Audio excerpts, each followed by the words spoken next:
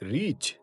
Rice भाई ने एक लम्हा मुझे बड़े गौर से देखा और फिर बोला, भाई रीछ बड़ा अजीब जानवर है। मेरा तो इससे बराह रास्त कभी वास्ता नहीं पड़ा, लेकिन शिकारियों से इसके बारे में बहुत कुछ सुन रखा है। ये बड़ा पुरस्कार जानवर है। अब तुम शेर को ही देख लो।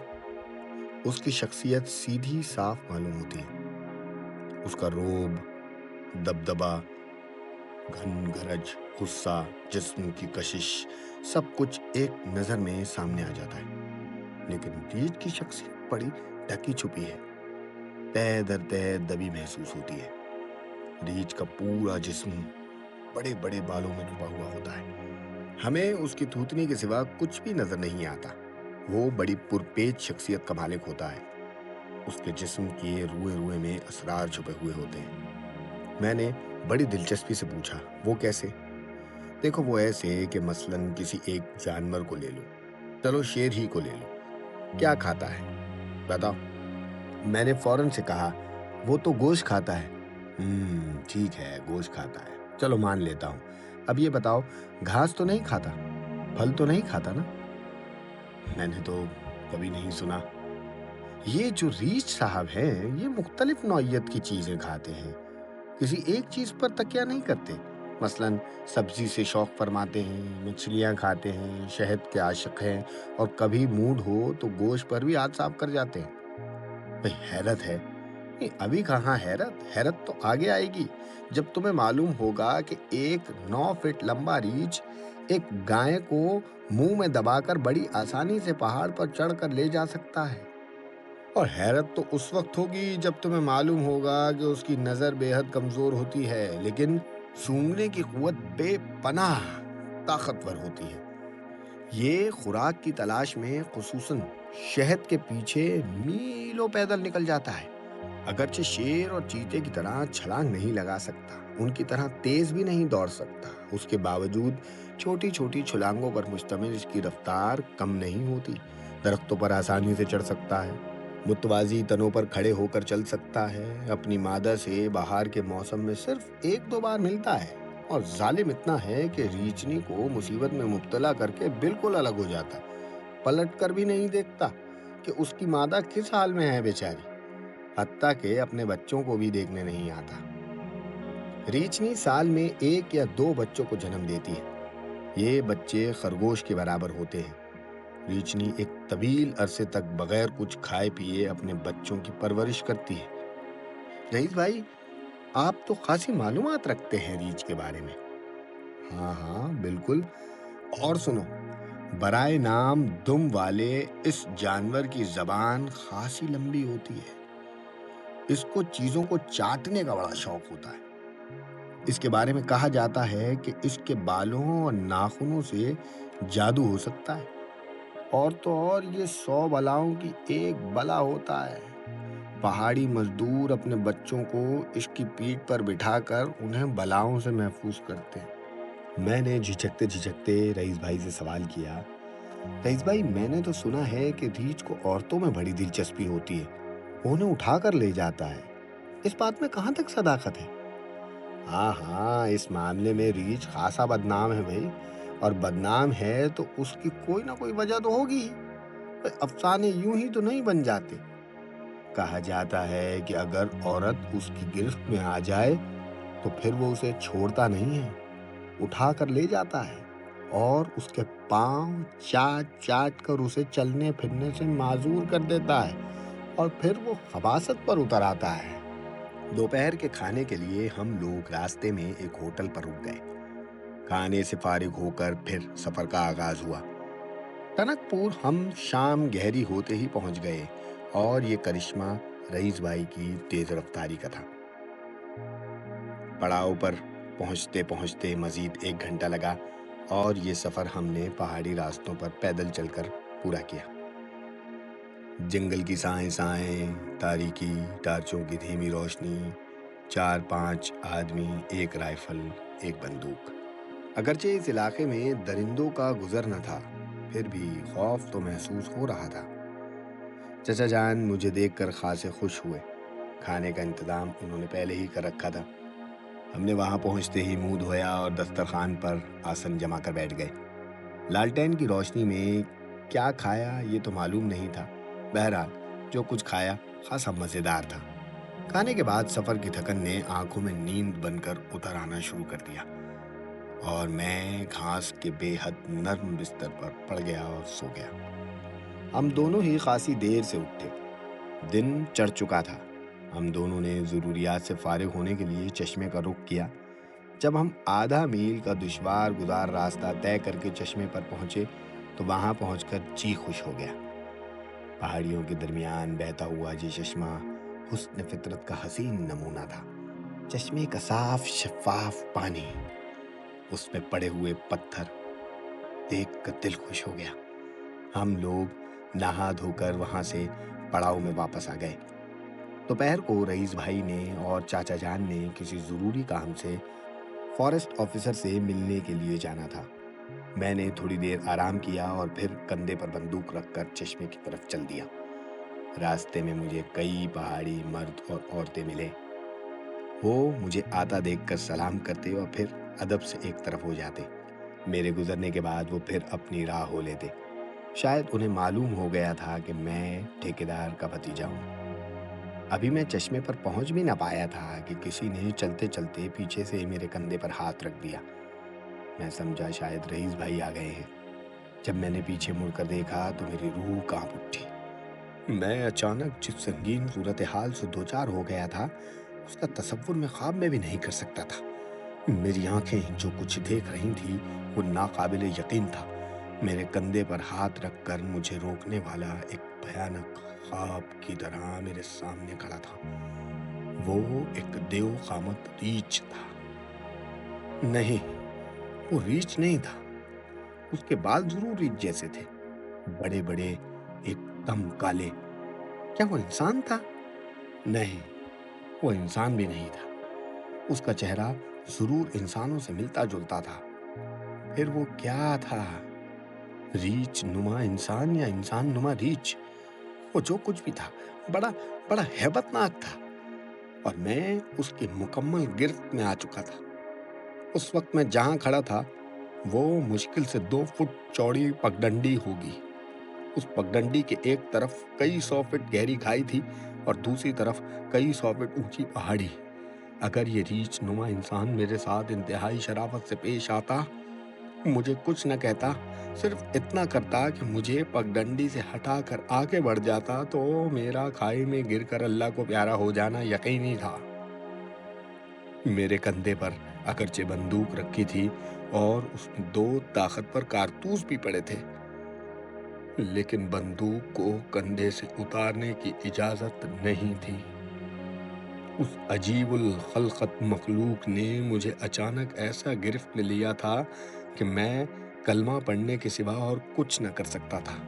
تو میں نے ایسا ہی کیا، آنکھیں بند کر کے اللہ کو یاد کیا، اپنے اگلے پچھلے گناہوں کی معافی مانگی۔ ابھی یہ معافی تلافی کا دور چل ہی رہا تھا کہ میں نے اپنے کندھے کو ہلکا محسوس کیا۔ میں نے فوراً آنکھیں کھولی۔ کیا دیکھتا ہوں کہ وہ ستم گر پہاڑی پر درختوں کے تنوں میں جھولتا اوپر چڑھا چلا جا رہا ہے۔ بندوق کو کندھے سے اتار کر خدا کا شکر ادا کیا اور چشمے کی طرف جانے کے بجائے پڑاؤ کی طرف واپس رخ کیا۔ اس اچانک ملاقات نے میرے اعصاب کو بری طرح متاثر کر دیا تھا۔ میرے حواس ابھی تک بحال نہ ہوئے تھے۔ میں تیزی سے پڑاؤ کی طرف چلا جا رہا تھا۔ ایک مشکل یہ تھی کہ ان دشوار گزار راستوں پر تیزی سے چلنا بھی آسان نہ تھا۔ جب کوئی پگڈنڈی آ جاتی جس کے ایک طرف کھائی اور دوسری طرف اونچی پہاڑیاں ہوتی تو پھونک پھونک کے قدم رکھنا پڑتا تھا۔ جنگل کی زندگی دیکھنے کا بھی آغاز ہی ہوا تھا کہ سر منڈواتے ہی اولے پڑ گئے۔ رئیس بھائی نے تو مجھے یہ بتایا تھا کہ جنگل کی کٹائی شروع ہوتے ہی جنگلی جانور اس علاقے سے دور چلے جاتے ہیں۔ انسانوں کی آمد ان کے لیے موت کا پیغام ہوتی ہے۔ لیکن میری ملاقات پہلے ہی دن ایک ایسے ریچھ سے ہو گئی تھی جو 100 درندوں کا ایک درندہ تھا اور انسانوں سے بھرے اس جنگل میں دندناتا پھر رہا تھا۔ تھوڑا ہی آگے چلا ہوں گا کہ مجھے منشی نظر آ گیا۔ وہ میرے دائیں جانب والے راستے سے کہیں اوپر سے آ رہا تھا۔ مجھ پر نظر پڑتے ہی تیز تیز قدم بڑھاتا میری طرف آ گیا۔ سلام صاحب۔ مجھے سلام کر کے اس نے بڑے مؤدبانہ انداز میں بندوق میرے ہاتھ سے لینی چاہی۔ ارے نہیں نہیں منشی، ٹھیک ہے، اسے رہنے دو میرے پاس۔ میں نے بندوق کو اپنے کندھے پر رکھتے ہوئے اس کو منع کر دیا۔ نہیں صاحب، یہ نہیں ہو سکتا، ملازموں کے ہوتے ہوئے آپ بوجھ اٹھائیں۔ نہیں نہیں، لائیں، دے دیجئے مجھے، اس نے بڑے خلوص سے کہا، اور میرا جواب سنے بغیر ہی اس نے بندوق اپنی گرفت میں لے لی۔ منشی، بندوق لوڈ ہے، دیکھ کے، میں نے اسے خبردار کیا۔ ارے فکر نہ کریں صاحب، میں کارتوس نکال لیتا ہوں۔ یہ کہہ کر اس نے کارتوس نکالنے کے لیے بندوق اوپر اٹھائی۔ یہاں آس پاس تو آپ کو کچھ بھی نہیں ملے گا، آپ کیا چشمے کی طرف گئے تھے؟ منشی، بندوق لوڈ رہنے دو، میں نے فکر مند لہجے میں اس سے کہا۔ کیوں صاحب، خیر تو ہے؟ اس علاقے میں تو آپ کو کوئی چیز شکار کرنے کو نہ ملے گی، وہ ہنستے ہوئے بولا۔ میں نے سنجیدگی سے جواب دیا، منشی، شکار کرنے کو نہیں ملے گی مگر شکار ہونے سے تو بچائے گی نا۔ کیا مطلب صاحب؟ میں سمجھا نہیں۔ اس نے بندوق خالی کیے بنا ہی اپنے کندھے پر رکھ لی۔ آپ کچھ پریشان دکھائی دے رہے ہیں صاحب۔ منشی چاچا جان کا سب سے پرانا ملازم تھا، بلکہ ایک طرح سے چچا ہی نے اسے پالا پوسا تھا۔ جنگلات کا تمام حساب کتاب اسی کے پاس تھا، شاید اسی لیے اس کا نام منشی پڑ گیا تھا۔ حساب کتاب کے علاوہ مزدوروں کی زبان بآسانی بول سکتا تھا، وہ انہی میں گھلا ملا رہتا تھا۔ پہاڑی مزدور اس سے بہت خوش تھے، اس طرح وہ کم داموں میں زیادہ سے زیادہ کام ان سے لے لیا کرتا تھا۔ منشی، کیا تم یہاں کے تمام علاقے سے واقف ہو؟ جی ہاں، اس جنگل میں ہم کئی سالوں سے ٹھیکے لے رہے ہیں۔ پہلے سال تو ذرا کچھ دقت ہوئی تھی، ناواقفیت کی بنا پر ہمارے 2-3 مزدوروں کو جنگلی جانوروں نے کھا لیا تھا، لیکن اب تو اللہ کا فضل ہے، جنگلی جانوروں کا دور دور تک کوئی نام و نشان نہیں ہے، اور میں تو کٹائی کے تمام علاقوں سے واقف ہوں۔ منشی نے بڑے اعتماد سے مجھے دیکھتے ہوئے کہا۔ منشی، میں ابھی چشمے کی طرف گیا تھا، لیکن راستے میں ہی سے واپس آ گیا۔ کیوں صاحب، واپس کیوں آ گئے؟ واپس اس لیے آ گیا منشی کہ اکیلا آگے جانے کی ہمت نہ ہوتی تھی۔ کیا وجہ ہوئی صاحب؟ منشی کی پیشانی پر لکیریں ابھر آئیں۔ ناہموار و تنگ راستوں پر آپ کے لیے چلنا دشوار ہوگا۔ کوئی بات نہیں صاحب، شروع میں میدانی لوگوں کا یہی حال ہوتا ہے، 2-3 دن میں آپ رواں ہو جائیں گے، آپ پریشان مت ہوں۔ مجھے تو ایسا لگتا ہے کہ اگر یہی صورتحال رہی تو منشی میں کہیں یہاں سے روانہ ہی نہ ہو جاؤں۔ ایسا کیا ہو گیا ہے صاحب، کچھ تو بتائیں، کچھ پریشان لگ رہے ہیں۔ پہلے تو مجھے یہ بتاؤ تم کہ اس علاقے میں تم نے کوئی غیر معمولی چیز دیکھی ہے یا کسی مزدور نے کچھ ایسا سنا ہے؟ نہیں صاحب، ابھی تک تو کوئی ایسی بات سامنے نہیں آئی، لیکن میرے سامنے آ گئی ہے منشی، ایک دم انوکھی، ناقابل یقین بات۔ اس مرتبہ منشی نے مجھ سے کوئی سوال نہ کیا، صرف میری طرف سوالیہ نظروں سے دیکھتا رہا۔ میں نے ایک ایسا آدمی دیکھا ہے جو ریچھ تھا، یا یوں کہو کہ وہ ایک ایسا ریچھ دکھتا تھا جو آدمی تھا۔ منشی میری بات سن کر کچھ پریشان سا ہو گیا، فوراً بولا، ارے کیا کہہ رہے ہیں صاحب، ایسا تو کچھ بھی نہیں ہے۔ جب میں نے منشی کو پوری تفصیل بتائی تو وہ مزید پریشان ہو گیا۔ میرا خیال تھا کہ وہ مجھ سے جائے واردات پر چلنے کی فرمائش کرے گا، شاید اسی لیے اس نے سامنے سے گزرتے ہوئے 2 مزدوروں کو آواز دے کر اپنے پاس بلایا، لیکن ہوا اس کے برعکس۔ اس نے مزدوروں سے پہاڑی زبان میں کچھ بات کی اور بندوق میرے ہاتھ میں تھما کر وہ ان مزدوروں کے ساتھ رفو چکر ہو گیا۔ میں اسے دیکھتا ہی رہ گیا۔ جان سب کو پیاری ہوتی ہے، لیکن اتنی پیاری ہوتی ہے وہ آج ہی معلوم ہوا۔ خیر، میں بندوق مضبوطی سے پکڑے چاروں طرف چوکنا انداز میں دیکھتا ہوا پڑاؤ میں آ گیا۔ پڑاؤ اس جھونپڑی کا نام تھا جس میں 2 لکڑی کے بے حد مضبوط صندوق، ایک لالٹین اور اسی طرح کی چند ضروری اشیاء موجود تھیں۔ اس جھونپڑی میں چچا جان، رئیس بھائی اور میں رہائش پذیر تھے، اور اس گنجان جنگل میں رہائش کی یہ آسائش کسی عیش سے کم نہ تھی۔ हमारी झोपड़ी से 100 गज के फासले पर पहाड़ी मर्द और औरतों की झोपड़ियां थी। शाम होते ही उन झोपड़ियों में रौनक लौट आती थी। एक हंगामा सा मच जाता था। कटाई का काम ऐसे वक्त में बंद कर दिया जाता था कि तमाम मजदूर अंधेरा फैलने से पहले पहले अपने ठिकानों पर लौट आए। मजदूर मर्द औरतें अपने ठिकानों पर लौटते तो खूब शोर मचता। हमारे झोपड़ी तक उनकी आवाज जोर जोर से आती और हंसी ठट्टे की आवाजें साफ सुनाई देती थी। कभी ढोल पिटने की आवाज आती और साथ ही औरतों और मर्दों के गाने की आवाज सुनाई देती। ये लोग अपनी झोपड़ियों के आगे आग जलाकर उसके गिर्द बैठ जाते और देर तक गाने बजाने में मसरूफ रहते। दिन भर की थकन उतारने का इन गरीबों के पास यही एक जरिया था। कभी ज्यादा मूड में होते तो उठकर रक्स करने लगते। झोपड़ी खाली थी। मैं बंदूक एक कोने में खड़ी करके नर्म बिस्तर पर लेट गया और रिसाला पढ़ने लगा। रिसाला पढ़ते पढ़ते जब कभी नींद आ गई, आंख खुली तो चचा जान और रईस भाई आ चुके थे। चचा जान ने मुझे जागता देखा तो पूछा, कहो भाई, कहीं बाहर घूमने नहीं निकले? आप लोगों के जाने के बाद मैं चश्मे की तरफ गया था चचा जान। बहुत खूबसूरत जगह है भाई वो तो।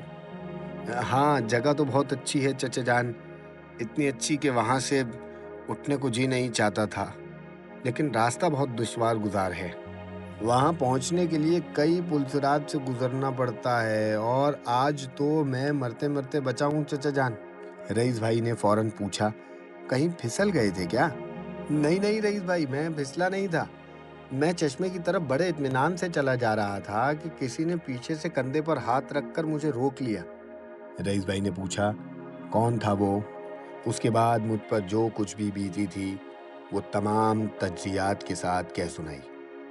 उस रीच इंसान का जिक्र सुनकर दोनों सन्नाटे में आ गए, और क्यों ना आते, बात ही ऐसी थी। चचा जान कुछ देर खामोश रहने के बाद रईस भाई से मुखातिब हुए और बोले, भाई कुछ समझ में नहीं आता। रईस भाई ने अपनी कैफियत बयान की और कहा, समझ में तो खुद मेरी भी नहीं आ रहा हो चचा जान। चचा जान एक लम्हे के लिए खामोश रहे, फिर आखिरकार अपने दिल की बात कह डाली।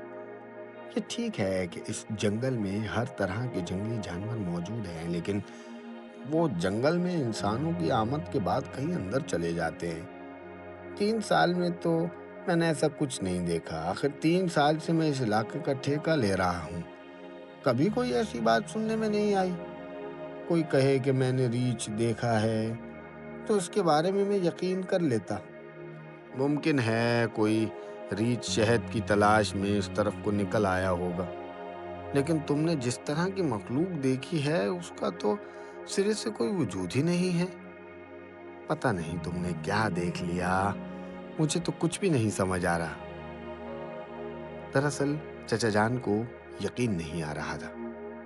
अगर मैं उस मखलूक को अपनी आंखों से न देखता तो शायद मेरी भी ये कैफियत होती। पता नहीं मेरे साथ क्या हो रहा था। ऐसे नाकाबिले यकीन वाकयात मेरे साथ क्यों पेश आ रहे थे। अभी वो ट्रेन वाला मुअम्मा ही हल ना हो सका था कि इस अजीब सी मखलूक की मुसीबत आ खड़ी हुई। मैं बेयकीनी के हिसार में मुक़य्यद हो गया था।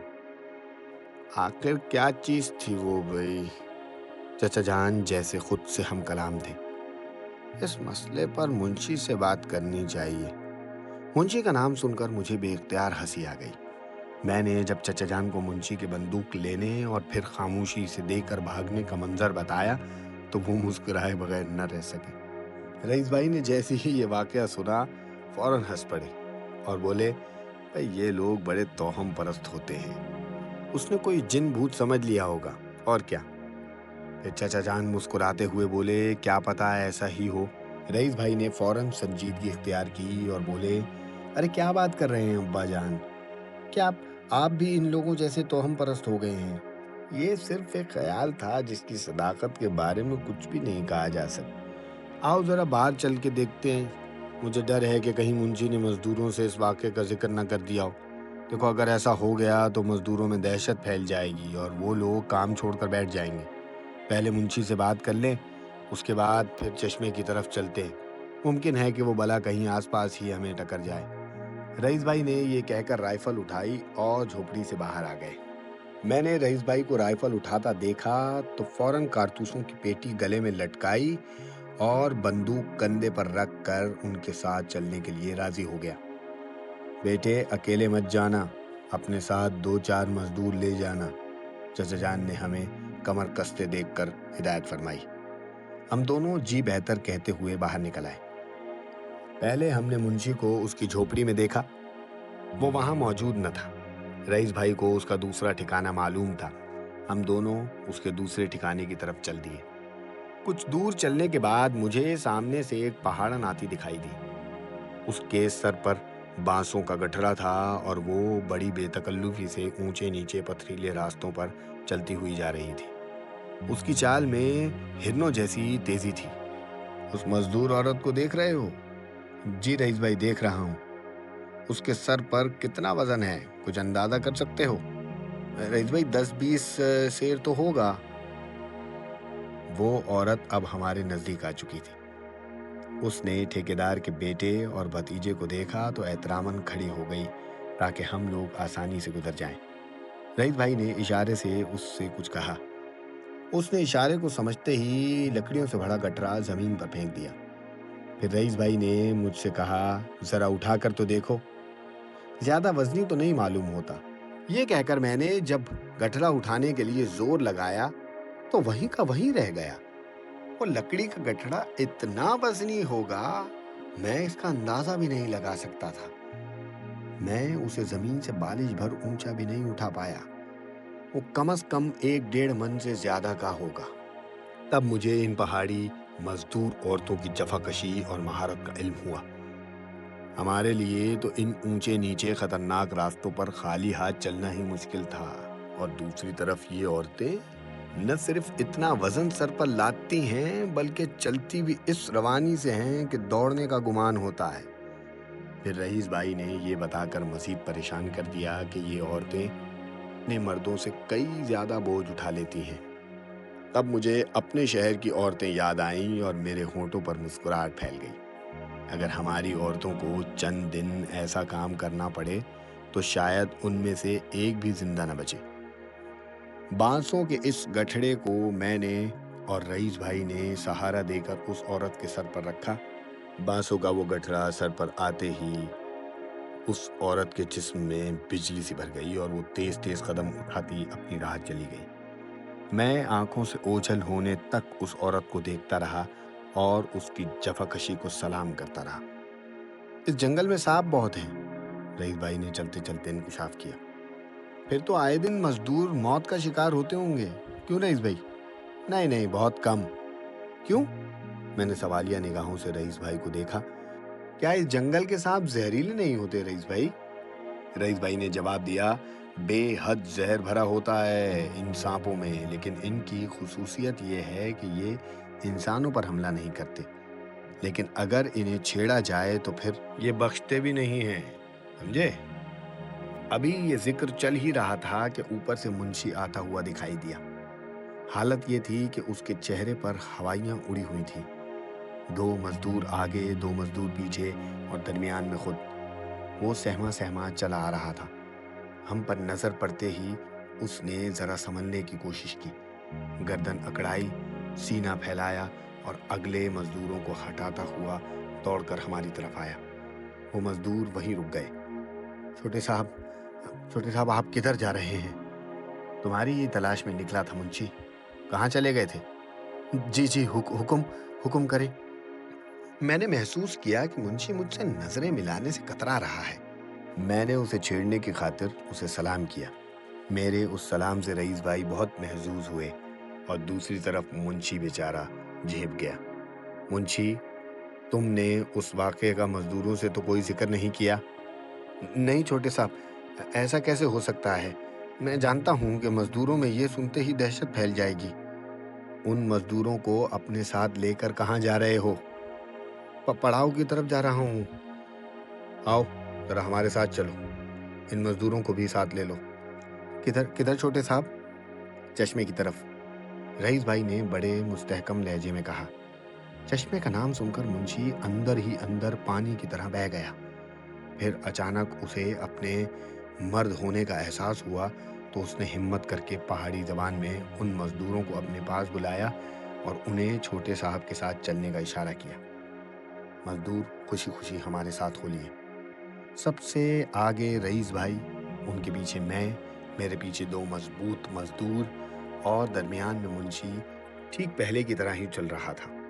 میں پلٹ پلٹ کر کبھی کبھی منشی کو دیکھ لیتا تو وہ کچھ پریشان سا ہو جاتا۔ میں سوچنے لگا کہ اس جنگل میں جہاں جگہ جگہ خطرہ ہے، یہ منشی کس طرح زندگی گزار رہا ہے۔ یہ زندگی بھی خوب شے ہے، ہر صورت میں گزارنی پڑتی ہے، چاہے ڈر کر چاہے بہادری سے گزارنی ہی پڑتی ہے۔ جب ہم اس مقام پر پہنچے جہاں اس ریچھ انسان سے میری ملاقات ہوئی تھی تو میرے جسم پر سختہ ستاری ہو گیا۔ اس کا بالوں بھرا لمبے لمبے ناخنوں والا ہاتھ مجھے اپنے کندھے پر رکھا ہوا محسوس ہوا۔ اپنے آپ ہی میری گرفت بندوق پر مضبوط ہو گئی۔ میں نے گھبرا کر چاروں طرف دیکھا اور کہا، یہی وہ جگہ ہے، یہی وہ جگہ ہے۔ رئیس بھائی نے اس جگہ کا بغور معائنہ کیا، تھوڑا اوپر آگے پیچھے ہر جگہ جا کر دیکھا، لیکن کوئی بھی ایسی چیز نظر نہ آئی جس سے اس ریچھ نما انسان کے وجود کا احساس ہوتا۔ ویسے زمین پتریلی تھی، اس پر قدموں کے نشان ڈھونڈنا بیکار ہی تھا۔ پھر ایک جگہ رک کر رئیس بھائی نے پہاڑی ٹیلے کو دیکھتے ہوئے کہا، کیا خیال ہے، پہاڑی کے اوپر چڑھا جائے؟ میں نے دشوار گزار راستے کو دیکھتے ہوئے کہا، میرے لیے تو اوپر جانا بہت مشکل ہے، کیا آپ آسانی سے چڑھ سکیں گے؟ چڑھ تو جاؤں گا، اترنا ذرا مشکل ہوگا۔ تم ایسا کرو، منشی کے ساتھ یہیں ٹھہرو، میں مزدوروں کو لے کر اوپر جاتا ہوں۔ میں نے رئیس بھائی کو روکا اور اپنا خیال ظاہر کیا، کیا وہ اب تک اوپر بیٹھا ہوگا؟ بیکار ہے آپ کا اوپر جانا، آئیے چشمے تک ہو کے آتے ہیں، ممکن ہے وہ ہمیں چشمے میں نہاتا ہوا مل جائے۔ شکر ہے کہ میری بات رئیس بھائی کے سمجھ میں آ گئی۔ میں نے خدا کا شکر ادا کیا اور ہم سب چشمے کی طرف چل پڑے۔ اس مرتبہ منشی میرے پیچھے آ گیا تھا۔ پورا راستہ خیریت سے گزرا، چشمے پر بھی کچھ نہ تھا، ہر طرف پرسکون خاموشی چھائی ہوئی تھی۔ تب اچانک ہی میری نظر چشمے کے اس پار درختوں کے جھنڈ پر پڑی، بلکہ یوں کہنا چاہیے کہ ہم دونوں کی بیک وقت اس پر نظر پڑی۔ ایک چیتل بڑے سکون سے کھڑا تھا اور اسے ہماری آمد کا ابھی احساس نہ ہوا تھا۔ گولی چلاؤ، رئیس بھائی نے مجھے اشارہ کیا۔ رئیس بھائی، یہ بندوق کی زد سے باہر ہے، آپ چلائیں گولی۔ میں نے اپنی بندوق کندھے سے اتارتے ہوئے رئیس بھائی کو آگاہ کیا۔ اتنی دیر میں اس میں حرکت ہوئی، وہ آہستہ روی سے آگے بڑھا، ابھی 2-4 قدم ہی آگے بڑھا ہوگا کہ دھماکہ ہوا۔ رائفل کی نال گولی اگل چکی تھی۔ پھر میں نے اسے گرتے ہوئے دیکھا، ساتھ ہی رئیس بھائی کا نعرہ مستانہ سنائی دیا۔ ہم سب اس طرف کو دوڑ پڑے۔ میں نے دیکھا کہ منشی ہم سب سے آگے ہے، مزدوروں سے بھی آگے۔ مزدوروں کے پیچھے رئیس بھائی تھے اور سب سے آخر میں چشمہ پار کرتے ہوئے کئی بار پتھروں سے پھسلا، پانی میں گرا، گرتا پڑتا آخر چشمہ پار کر ہی گیا۔ جب میں اس کے نزدیک پہنچا تو رئیس بھائی کو چاقو چاقو پکارتے ہوئے سنا۔ پھر میں نے منشی کو اپنی واسکٹ کی جیب سے چاقو نکالتے ہوئے دیکھا۔ یہ ایک 6 انچ کا لمبا، کھٹکے سے کھلنے والا رامپوری چاقو تھا۔ منشی نے بڑی پھرتی سے اسے دبوچ لیا، مزدوروں نے اس کی مدد کی۔ منشی نے آنن فانن اس کے گلے پر چاقو چلا دیا۔ آخر اس کے تڑپتے جسم کو قرار آ گیا۔ گولی اس کے جسم میں پیوست ہو گئی تھی۔ زخم اتنا سخت تھا کہ وہ گولی لگنے کے بعد مشکل سے 2-4 قدم بھی نہ چل پایا ہوگا۔ میں منشی کی صورت بڑے غور سے دیکھ رہا تھا۔ یہ وہی منشی تھا جس کا کچھ دیر پہلے خوف سے برا حال تھا۔ وہی منشی کتنا بدلا ہوا نظر آ رہا تھا۔ چیتل کی کھال سے اپنا خون آلود چاقو صاف کرتے ہوئے اس کے چہرے سے کرنیں پھوٹ رہی تھیں۔ مجھے بعد میں معلوم ہوا کہ چیتل کو دیکھ کر منشی کے چہرے سے خوشی کیوں جھلک پڑی تھی۔ اصل میں یہ سارا کرشمہ گوشت کا تھا۔ اس جنگل میں گوشت کا میسر آنا ایسا ہی تھا جیسے چیل کے گھونسلے سے ماंس کا مل جانا۔ رات کو جب دسترخوان پر منشی نے چیتل کا گوشت سجایا تو اس بھنے ہوئے گوشت کو کھا کر جی خوش ہو گیا۔ منشی نے یہ گوشت بہت محنت سے پکایا تھا اور اتنا لذیذ تھا کہ میں ضرورت سے کچھ زیادہ ہی کھا گیا۔ کھانے سے فارغ ہو کر منشی نے بتایا کہ آج پورن ماشی کی رات ہے، آج پہاڑی مزدور رقص و سرور کی محفلیں جمائیں گے۔ آپ لوگ آنا چاہیں تو میں انتظام کر دوں گا۔ رئیس بھائی کو گانے بجانے سے کوئی خاص دلچسپی نہ تھی، لیکن انہوں نے میری خاطر مزدوروں کے اس جشن میں شمولیت کی حامی بھر لی۔ چاند روشن ہوتے ہی ڈھولک پر تھاپ پڑی۔ ایک طرف الاؤ روشن تھا، الاؤ کے سامنے ایک مضبوط جسم کا پہاڑی مزدور بانسوں کے گٹرے پر بیٹھا ڈھول پیٹ رہا تھا، اور 4 مرد 4 عورتیں ڈھولک کی تھاپ پر رقص کر رہے تھے۔ ایک طرف ذرا اونچی سی جگہ پر کچھ عورتیں اور مرد بیٹھے گا رہے تھے۔ باقی عورتیں، باقی مرد اور بچے تماشائی کی حیثیت سے برجمان تھے۔ ہمارے بیٹھنے کے لیے منشی نے زمین پر گھاس کا بستر سا بچھا دیا تھا۔ میں اور رئیس بھائی خاموشی سے اس مخصوص جگہ پر بیٹھ گئے۔ یہ رقص، یہ گانا بجانا میرے لیے ایک خوشگوار تجربہ تھا۔ مجھے یہ سب کچھ فلم کی طرح دکھائی دے رہا تھا۔ میں بہت دلچسپی سے اس پورے منظر کو اپنی آنکھوں میں سمو رہا تھا۔ کچھ دیر کے بعد ہمیں 2 پیالیوں میں ایک مشروب پیش کیا گیا۔ یہ کسی پھل کا رس معلوم ہوتا تھا، لیکن میں پہچان نہ سکا کہ یہ کس پھل کا رس ہے۔ ابھی ہم مشروب گھونٹ گھونٹ اپنے اندر اتار ہی رہے تھے کہ منشی ہمارے قریب آیا اور رئیس بھائی سے مخاطب ہو کر بولا، چھوٹے صاحب، یہ لوگ آپ دونوں کو ہار پہنانا چاہتے ہیں، آپ کو کوئی اعتراض تو نہیں؟ نہیں، مجھے تو کوئی اعتراض نہیں ہے۔ کیوں بھائی؟ رئیس بھائی نے مجھے دیکھا اور پوچھا۔ میں نے بھی سوال کیا، منشی، ہار کون پہنائے گا؟ 2 لڑکیاں رقص کرتی ہوئی آپ کے سامنے آئیں گی اور آپ لوگوں کے گلے میں ہار ڈال کر واپس چلی جائیں گی۔ یہ ایک طرح سے عقیدت کا اظہار ہوگا۔ منشی، کہیں ایسا نہ ہو کہ وہ لڑکیاں ہمیں برمالائیں پہنا جائیں۔ برمالہ پہنوانی ہے تو مجھ سے پہلے لڑکی پسند کروا لو تاکہ بارات واپس نہ جائے۔ منشی کو مجھ سے ایسی بے تکلفی کی توقع نہ تھی۔ اس اچانک بے تکلفی پر وہ خاصا محظوظ ہوا۔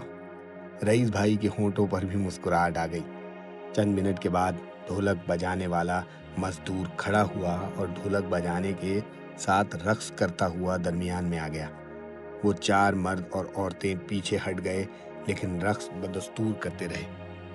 اچانک درختوں کی اوٹ سے 2 چاند نمودار ہوئے اور بڑی فنکاری سے رقص کرتے ہوئے ڈھولک بجانے والے کے قریب آ گئے۔ میں نے دیکھا کہ ان چاندنی بدن لڑکیوں کے ہاتھوں میں پتوں کا بنا ہوا ایک بے حد خوبصورت ہار تھا۔ ان ہاروں کو دونوں لڑکیوں نے اپنے ہاتھوں میں پکڑا ہوا تھا اور بڑی تیزی سے رقص کر رہی تھیں۔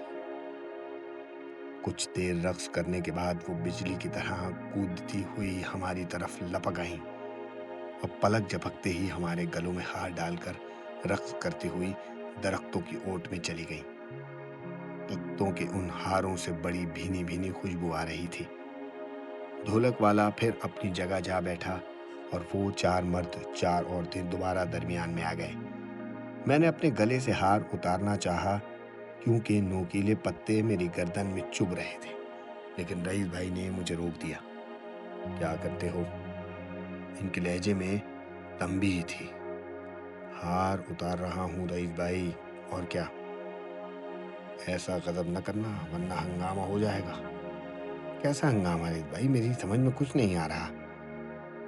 یہ تو ہم پرست لوگ ہیں، تم ہار اتارو گے یہ اسے بدشگونی سمجھیں گے اور صبح ہی ان کی تمام جھونپڑیاں خالی ہو جائیں گی۔ کیا کہہ رہے ہیں رئیس بھائی؟ میرے ہار اتارنے کی وجہ سے یہ کام چھوڑ کر واپس چلے جائیں گے؟ ہاں، بدشگونی کی وجہ سے۔ بدشگونی کی جگہ ان کا رہنا ممکن نہ ہوگا۔ کمال ہے، میں نے پتے کی نوک کو اپنے گلے سے ہٹاتے ہوئے کہا۔ کیا رات کو بھی اسے گلے میں ڈال کر سونا ہوگا؟ رئیس بھائی نے مسکراتے ہوئے جواب دیا، بالکل، اور رات ہی کو کیا، اب تو مستقل تمہارے گلے میں ہی یہ ہار پڑا رہے گا جب تک تم اس جنگل کے حدود سے نکل نہیں جاتے۔ ایسا کیسے ہو سکتا ہے رئیس بھائی؟ میرے گلے میں بری طرح چبھ رہا ہے۔ کم وقتوں کو کوئی اور پتے نہیں ملے ہار بنانے کے لیے، اتنے نوک والے پتوں سے ہار بنا دیا۔ اچھا یہ بتاؤ، کچھ دیر اور بیٹھنا ہے یا چلنا ہے؟ بس چلیں بھائی، مجھے تو کوفت ہو رہی ہے ان پتوں سے۔ हमें उठता देखकर मुंशी हमारे पास दौड़ा चला आया। चल दिए साहब? हाँ भाई, अब तो नींद आने लगी है।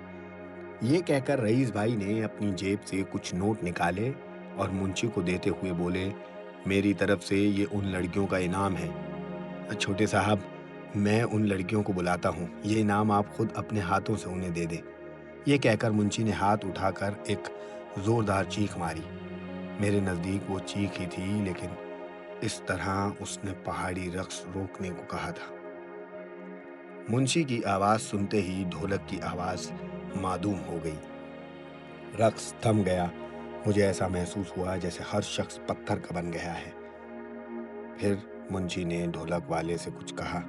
ढोलक वाले ने मुंशी की बात सुनकर किसी को आवाज दी। तब मैंने फिर से दरख्तों के झुंड से 2 चांदों को निकलते हुए देखा। वो दोनों लड़कियां खामोशी से नमूदार हुईं और ढोलक वाले के नजदीक आकर खड़ी हो गई। मुंशी ने फिर ढोलक वाले से उनकी जबान में कुछ कहा।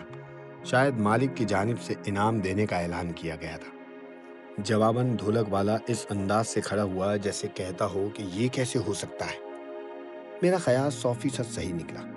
उन गरीब मजदूरों ने वो रुपए लेने से इनकार कर दिया। मुझे सख्त हैरत हुई। गुर्बत में किस कदर अजमत थी। वो अपने मालिक से बेलौस अकीदत रखते थे। वो मालिक को अपने देवता समान समझते थे। अपनी झोपड़ी में वापस आकर मैंने वो पत्तों का हार उतार कर फेंका और रईस भाई से कल का प्रोग्राम तय करके महबखाब हो गया। दूसरे दिन हम लोगों ने यहाँ से 10 मील दूर एक दूसरे ठेकेदार के पास जाना था। वो ठेकेदार चचा जान के दोस्त थे। उन्होंने हम लोगों को दोपहर के खाने पर बुलाया था। साथ ही कुछ शिकार का भी प्रोग्राम था। कल क्या होगा? मैं कभी उस कटे हाथ के बारे में सोचता और कभी उस रीछ के बारे में। क्या वो रीछ नुमा इंसान इस जंगल में आसपास ही कहीं है?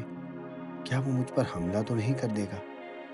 ये सारे सवालात मेरे जहन में गर्दिश कर रहे हैं, मगर इनके जवाबात हमें आहिस्ता आहिस्ता मिल ही जाएंगे। मैं इस कहानी का अगला हिस्सा लेकर कल फिर इसी वक्त आपकी खिदमत में हाजिर हो जाऊंगा।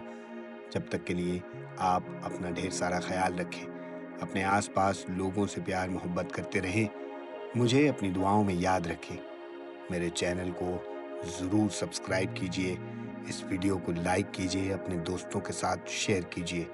मैं इसी तरह की मज़ेदार कहानियाँ लेकर आपकी खिदमत में आता रहूँगा। अल्लाह हाफ़िज़।